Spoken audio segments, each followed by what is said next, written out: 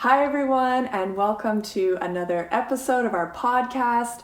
Today, we're really excited to have Ernest with us, and I've been getting to know Ernest through different church gatherings and also teaching his daughter piano lessons, which has been really fun, and even having McKay join us for some ministry-related events, McKay, who is his wife. So it's nice to be able to have Ernest join us, and we're excited to hear what he has to say about worship and culture and how we can worship God with all that we are, with all our background and our, cultural upbringing and all of that stuff. So yeah, thank you so much for joining us. Thank you, Daniel and your team for having me on your podcast today.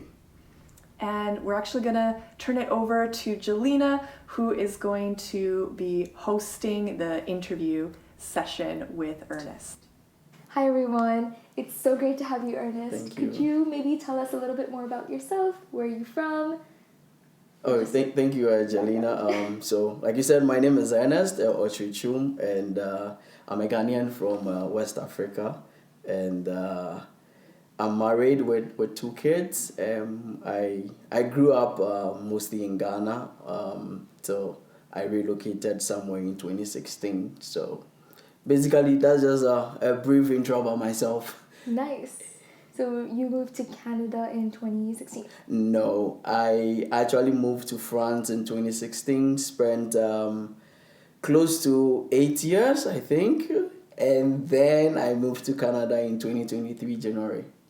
Wow. Yes. Nice.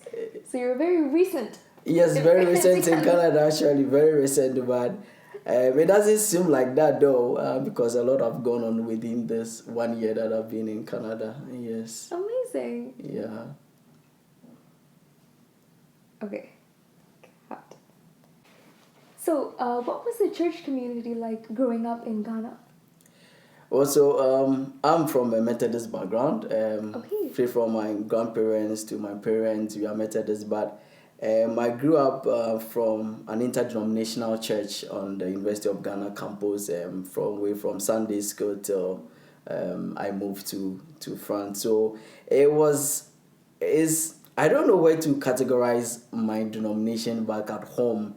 It's not a charismatic Pentecostal, neither is it evangelical. So it's really difficult to really pinpoint which denomination that we were, but it gave me a very solid foundation, and basically that's what I would say, that although I'm from a Methodist background, this interdenominational church gave me a different holistic perspective about my Christian walk. Nice. Could you maybe explain to us what you mean by that? What do you mean by interdenominational? Okay, so for those of us who might not be familiar with those terms. Yeah. Anyway, that's just one of the cultural differences. Yes, true. So this church, it's called Legon Interdenominational Church, was started by, if I'm not mistaken, about 5 professors who were professors on the university campus. They needed a place to fellowship. They were not getting it, so they decided to come together and meet together as colleagues, as friends.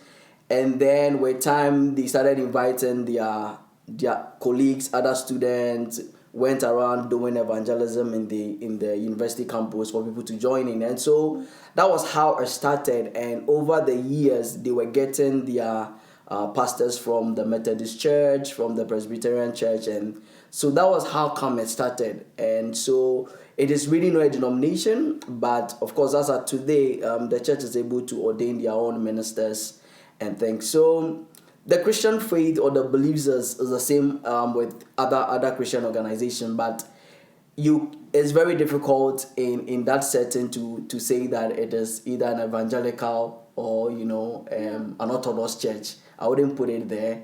We will still call it an interdenominational because again, it's made up of people from different backgrounds, different denominations coming together and developing their own style of worship. And so that is what makes it unique and different from the other denominations that you will see out there. Yes. And I also think what's really cool about what you said is that the church was started by 5 different professors and not necessarily like a bishop or a pastor, which is, I guess, what we're mostly used to. The fact that it's academics Were they like theologians? What were these? Well, no, they had a doing? different backgrounds. I mean, I know one of them was at the religion department. Okay. One was, if I'm not mistaken, a physics or chemistry professor. Wow. The other one was, I'm not too sure though, but maybe history. So it was like a diverse group of individuals who were coming together, also from different backgrounds as well. So, I mean, then the idea is that how can we develop a style of worship that is more or less suitable for everyone, so that made it a bit unique, really. Yes, that's amazing. I'd like to visit this church. It will be interesting. It's fun to be there though. Yes. Nice. Wow. So you have grown up pretty much all your life in Ghana. Yes. And then you moved to France. Yes. How was that like? Did you move after you got married, or was it? Well, it was okay. So I moved in 2016 and I got married the following year, 2017. Okay. But yes, it was quite different for me growing up in Ghana, especially with my Christian upbringing, and then going into a different culture, a different settings where the style of worship, the way of doing things is totally different from what I was used to. Let me just share an example. So I was in an evangelical church, evangelical Protestant, and it was French speaking. So, and Ghana is an English speaking country. So for 2 years whilst I was there in this church, I would say I eventually didn't understand anything.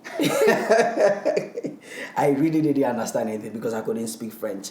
But what was interesting for me was the projection that they were having. Oh, okay. So anytime they are singing a song, I am able to pull my phone, use Google Translate to just have an idea of what the song is about. This is like me surviving in Quebec. Okay, so I mean, for the sermon, everything was nothing for me. Yeah. But when it comes to the music, when it comes to the projection, at least I could benefit. So I could do a translation, and I mean, to some extent, it helped me in picking one or two words in the French language. So it was good, but it was tough. I should say that.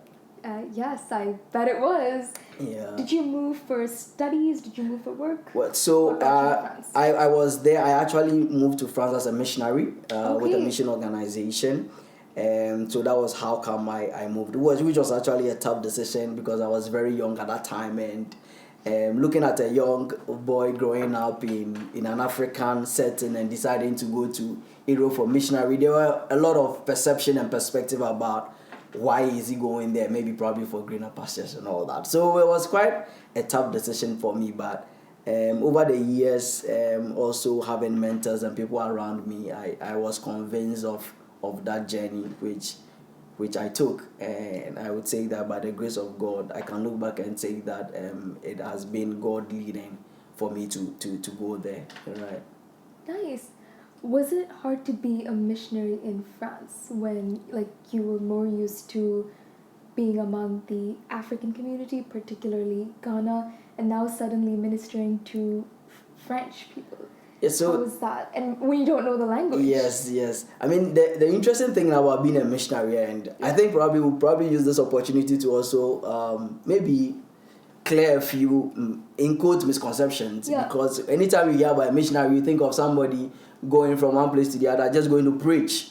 So when I went to France as a missionary, the first 2 years was basically for adaptation, getting to adapt into the system. So I was basically in the office helping out. I come from an accounting and psychology background, so I put that also in use in the office whilst getting to know the people that I was working with, getting to know the community, and then at large working with young people. So it wasn't really moving from Ghana and straight into work, just going to preach and whatever it is. So you have people who are missionaries but probably just working as accountants or working as communication directors and things like that. So it wasn't, I wouldn't say it was difficult, especially in terms of the missionary work. What was more difficult was the language barrier.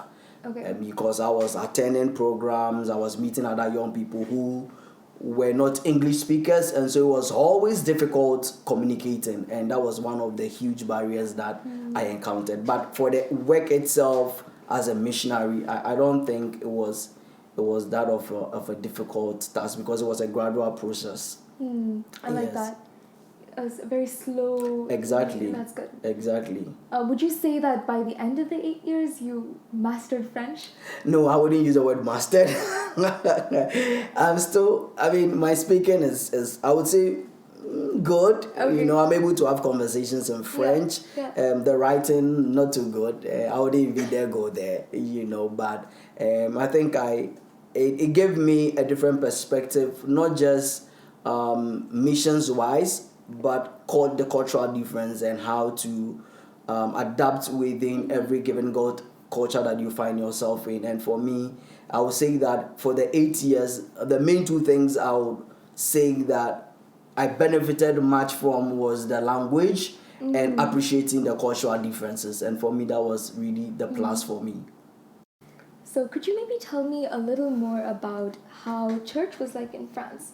Because you told me a little bit about how it was back in Ghana with the interdenominational sort of church. How did it switch, or how is that like in France?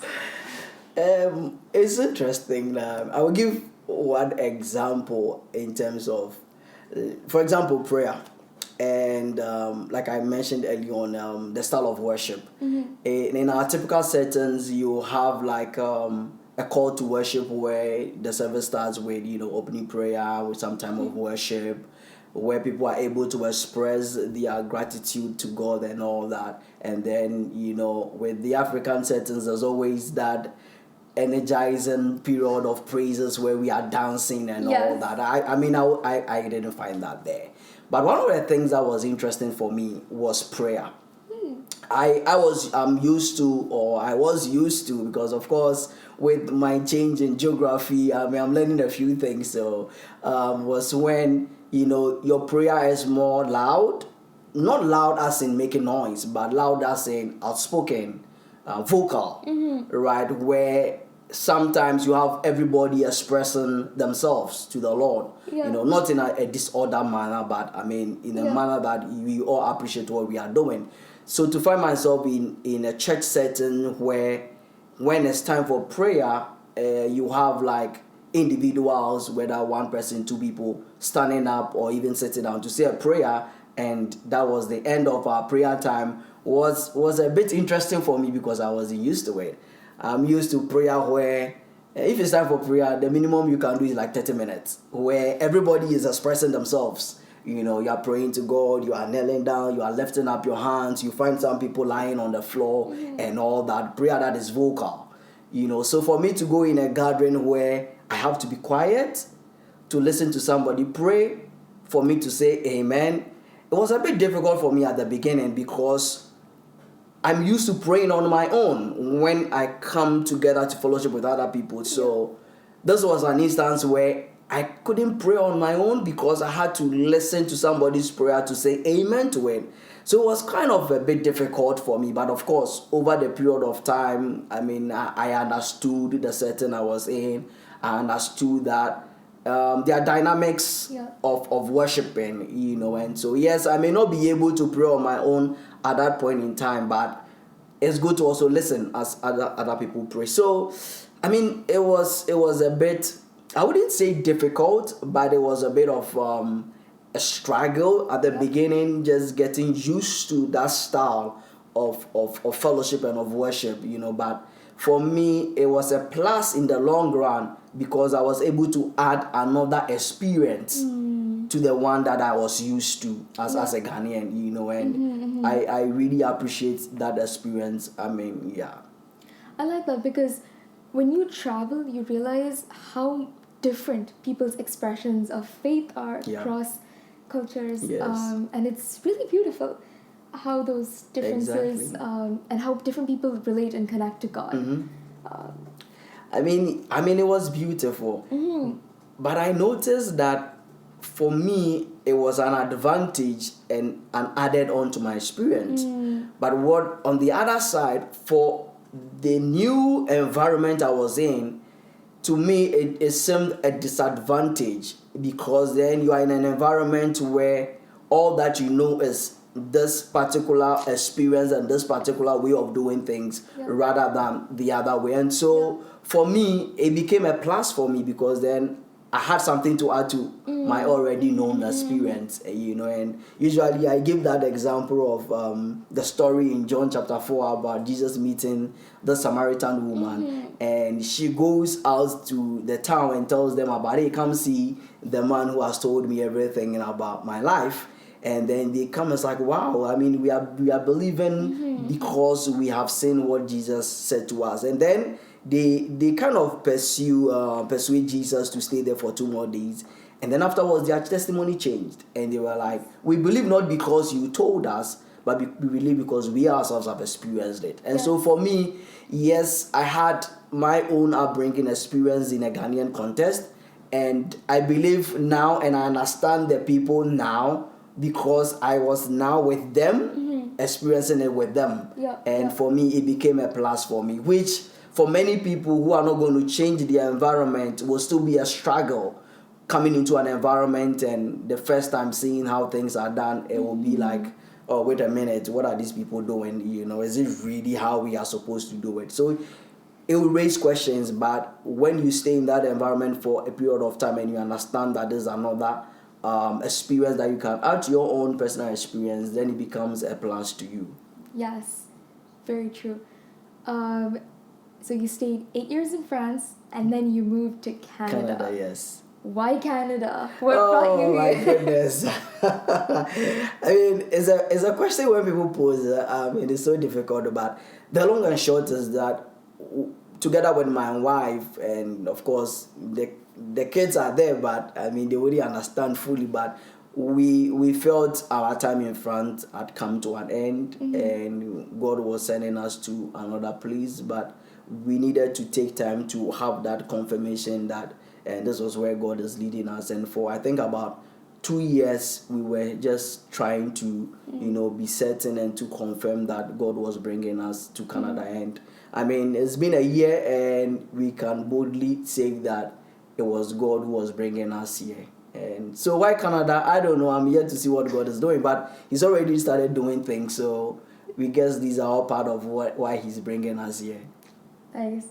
Was it like a French connection that you decided, yes, we are going to go to Montreal, closest to Paris? It was part of it. Nice. I think it was one of the reasons, really, that even if we're going to move, because like I said, I'm coming from an Anglophone country. Yes.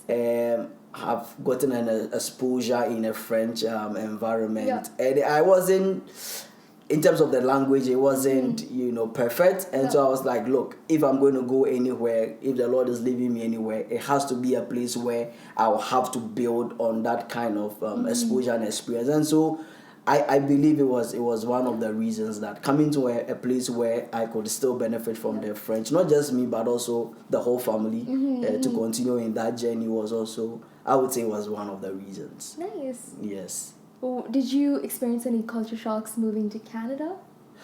No, I not at all. I mean, I guess probably the exposure in France helped us a lot. And the only thing I would say is the weather.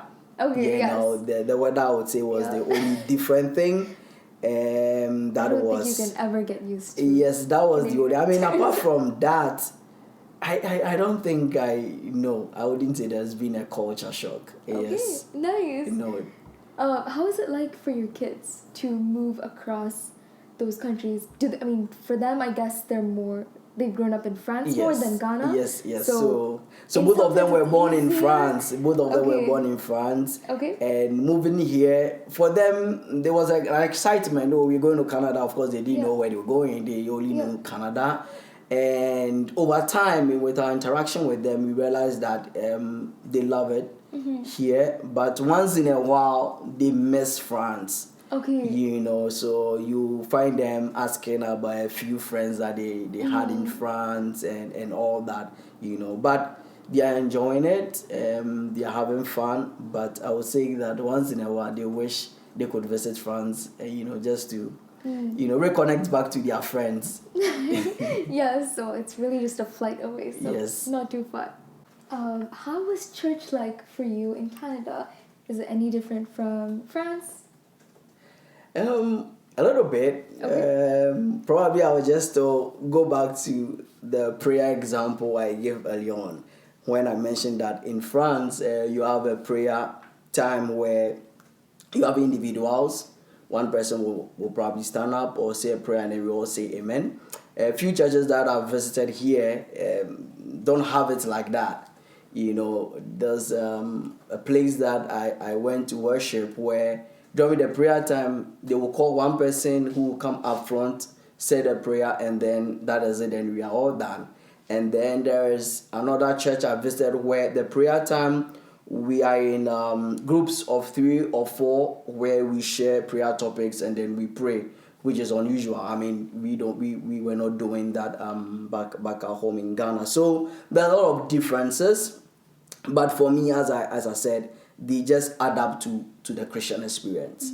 Even though at first I feel like, okay, I'm not getting time to pray on my own as I'm here this morning at church or whatever it is, you know. But at the same time, I mean, this is the way of worship. You go with it, you learn what you have to learn from it, and you add it to your experience. So those little pieces of, let me just give another example. In Ghana, when it comes to offertory, you know, we either dance, go to the front and drop your gift offering into the basket, or it goes round, and it was the same thing for me in France and in Canada, where during offertory time somebody comes announces and you can do what e-transfer or do what Yamo or tap. I'm like, what is going on here? You know, I remember in France, I went to church. The first time I was in church, I mean, I went to withdraw money because, of course, I mean, my first time thinking that a bowl was going to go around for me to drop it. Of course, a bowl was going around, but people were just passing it on. Like, it goes to that person, and I was like, what's going on? Why are people not giving? You know, so I dropped it. The next day, I went to the office, and I was worshiping with my colleagues. So I went, I was like, why is your church, people don't like giving? You know, that kind of, from my back, I was like, why don't you people give? And I was like, what do you mean? I was like, the baskets went around then. I could count like only 3 people dropped money. I was like, oh, come on, Ernest. Some people are writing checks, others are doing bank transfer. I was like, are you serious? And it was a new thing for me. How am I going to give to God with a check or a bank transfer? Come on, But those are some of the things. And although it looks, not for a better upset or whatever it is, I was like, well, this is interesting. And gradually, I was getting used to it, I feel comfortable going to church knowing that, I can just do an e-transfer or whatever without any border. But, I mean, those are some of the little things that you will see happening. But, of course, not quick to condemn, but to know that within this context, this is what is done. And you just learn it and add it to your own experience. So I'll say that these are some of the little experiences that I have seen compared to my background from Ghana. Yes. Nice. So what would you like international students or just people coming from different countries who are planning to immigrate to Canada to know about Canada? About worship, just about life here? What are your tips? I mean, for me, the first thing is that you're going to meet something different. Yeah. And we have to prepare our minds for that. And so if you're traveling to any part of the world, be Canada or any part of the world as an international student or immigrant, you always have to remember that you're going to meet something different from your own culture and what you are used to, which means that you need to have an open mind. You need to have an open mind. The open mind means that not to be too quick to condemn because you are not used to it. There's a way of preserving and guarding what you are used to, and at the same time adding on. And for me, that will be the encouragement that as we travel, have an open mind. You are going to meet different things. Instead of condemning, ask questions. Why do you do this? Why is this done this way? Why is that done that way? And that is just going to open you up to be all-rounded, to have a better experience than to come into a different cultural settings and condemn anything that you see, which is really something. And I think a biblical passage that comes to mind is about Daniel, and his 3 friends when they went to as slaves, if you could use that word, to Babylon, when the king had said that they should give them certain food and wine and all that. Although they preserved their Jewish upbringing, they didn't condemn the other people that were going to go with the decision of in fact, what they did was to even ask for permission from the Enoch whether we could restrain ourselves from these things, and Daniel rose up to be, as we would say today, prime minister, and which means that, I mean, at that point of that level, he had gotten used to the way that Babylon is run. Otherwise, he wouldn't be able to become a prime minister. And so a way of going into that new environment, one, remembering that you're going to meet things differently, 2, having that open mind, and 3, just saying that I'm going to have a new experience to add up to their experience that I already have is really key in any new environment that we find ourselves in. Yeah, and especially when you bring up the Daniel story, he was willing to learn the language of the Babylonians, Exactly. learn the teachings, like just literature and all of those other things that are, in some sense, not of his culture. Exactly. He was willing to learn and master it, so that he's very much willing to assimilate, but still keeping his own integrity. I totally agree with you, and that is where sometimes I come into confrontation with people, especially for you are in Quebec, Montreal. The language is more or less French, although it's a multicultural environment. But if you really want to live in that system, you need to be able to learn, especially like you said, like the language, which is really key. And so, if you are coming in and you say that, okay, this is where I want to more or less settle, this is where I want to make an impact, then you should be willing to, of course, learn the things that makes the city or your environment the environment that it is, which involves, like you said, the language, whatever skill, whatever it is that the people cherish. We should be willing to get involved in that as well. Yeah. But of course, not compromising on our own, ethical point of view or framework or whatever you will call it. Yeah, that's true.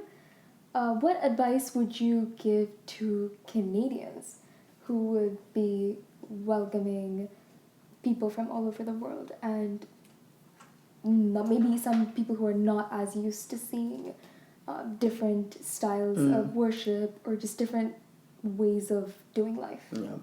I mean, probably 3 or 4 things. Also, as a Christian, just to... the first thing I would say is that the common thing that connects all Christians together is our belief in God and the fact that Christ came to die for our sins. And so, regardless of any Christian that you meet, regardless of any person that you encounter as a Christian, always remember that we are connected together by reason of Christ. And I think there was a day that I was sharing with somebody, I really don't remember, and I was telling the person that if an Arabic Christian comes into our midst to pray and start praying and he says Allah, I'm sure most people probably open their eyes and like, what's he doing?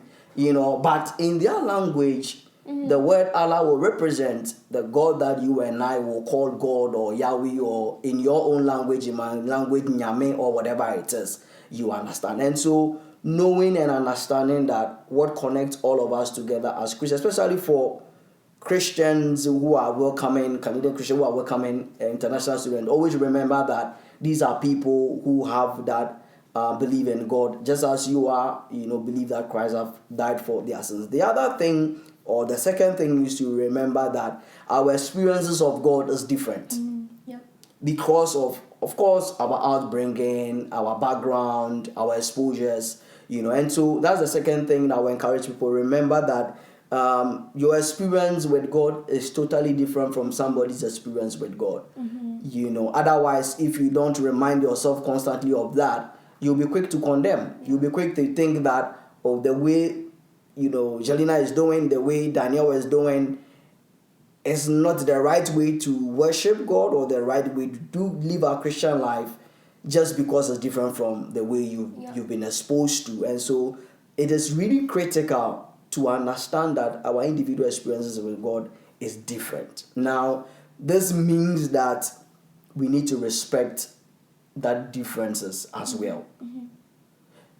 The best way of doing that is going that extra mile in learning about that person's experience or that person's cultural background. You know, I have instances where, I don't know whether it will be a very good example, but I am a bit, I wouldn't want to use the word worried, but not comfortable when, especially, we meet the African who is expressive in their faith, whether, you know, it's dancing or clapping or whatever, screaming or whatever it is.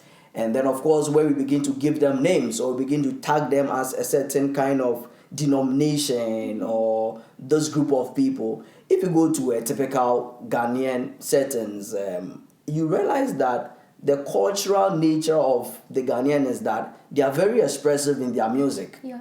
You know, in the way they engage their body, their hands and everything. So you may go to a typical, you know, remote area that is not exposed to an orthodox kind of way of things, evangelical way of things, Pentecostal, and then you see them worshiping God in their natural cultural way, whether it's a clapping or dancing or whatever it is. And so if you don't have knowledge of this, and then you see them express their worship in that kind of way, then you are quick to say that, oh, these are probably charismatic or Pentecostals or evangelical. You would have missed an opportunity just because of the way that they are expressing their worship style. And so it's always important that we respect people in the experiences and the way that they express that encounter intimacy they have with God, which is really important.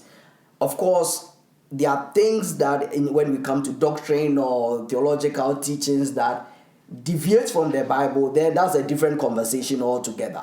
But for the experiences of people's encounter with God, we need to be very careful how which means the last thing is that churches in Canada should begin to do an evaluation of the people that constitute their congregation. Because I visit a number of churches and I see that most churches are becoming very diverse, multicultural. And it is really important the way we act and the way we do things. You know, because when your church is becoming very multicultural, you need to then begin to move away from the North American only way of doing things. Yeah. Otherwise, you may not be meeting the needs of the other people who are there. Yeah. So you have churches full of people who are from Europe, Africa, South America, and their way of worship is totally different. Yeah. And so when we begin to recognize that the dynamics of our congregation is changing, then as a church we begin to have conversations. How can we conduct our service such that every individual is able to freely enjoy the fellowship that we are having and not stick to our one way of doing things because we are just not Americans. And I think that it is something I've seen in a number of places I've visited, and I wish that churches will begin to take stock of the geographical region of their members, where they are coming from, so that they can tailor their worship such that, I mean, for example, I was sharing with somebody that in a Ghanaian settings, using your left hand is considered a sign of disrespect.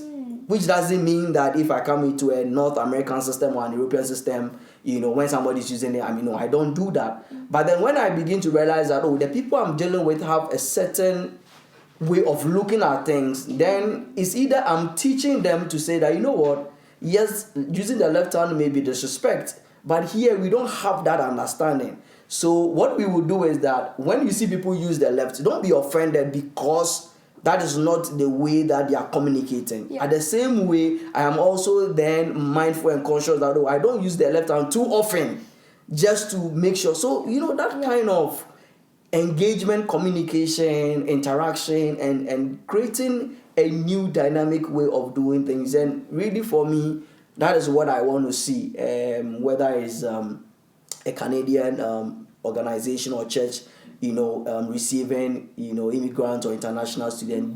These four things for me are things that I'm looking out for, that God connects all of us together. Each one of us, our experiences with God is totally different, and we need to respect. And then lastly, to just come up with a way of worship or style that will make everybody comfortable, in expressing their love to God. Yeah, I love that, because you're talking about a lot of times when we interact with people that are different from us, the first reaction almost is fear. Yeah.